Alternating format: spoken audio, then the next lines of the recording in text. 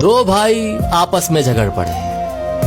साथ ही उनके पापा खड़े सब देख रहे थे और जोर जोर से हंसते चले जा रहे थे। अब झगड़ा किस बात पर हो रहा था? 4 बेडरूम के मकान को लेकर प्रॉपर्टी का मसला था। बाप को हंसता देखकर दोनों भाइयों से रहा नहीं गया और बोले, पापा आपको क्या हुआ? हम लड़ रहे हैं और आप हंस रहे हो।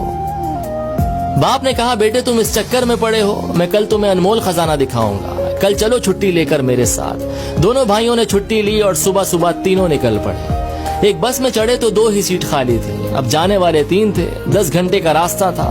कभी एक भाई पापा के साथ बैठ जाता, दूसरा खड़ा हो जाता, तो कभी दूसरा बैठ जाता, पहला वाला खड़ा हो जाता, और इसी तरह सारे रास्ते एडजस्ट करते हुए चले गए।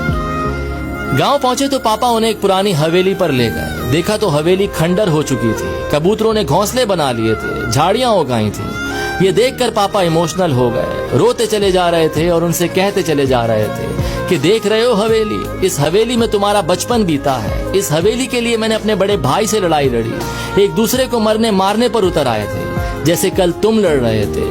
हवेली तो मुझे मिल गई थी, लेकिन भैया बाहर चले गए। मुझसे कहा तू ये मकान रख, रिश्ता खत्म। मैंने अपने बड़े भाई को खो दिया इस हवेली के चक्कर में, और आज ये हवेली खंडर बन चुकी है। तुम दोनों इसी तरह लड़ते रहे तो मकान तो खंडर हो जाएगा, लेकिन रिश्ते हमेशा के लिए खत्म हो जाएंगे।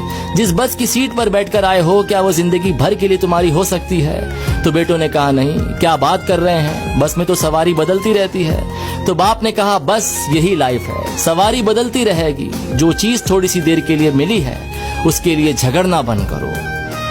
खुश रहिए, मोहब्बत से रहिए, अपनी फैमिली का ख्याल रखिए। मटेरियलिस्टिक के पीछे नहीं, इमोशनल के लिए दौड़ना शुरू कीजिए। और ये स्टोरी अपने भैया के साथ जरूर शेयर कीजिए।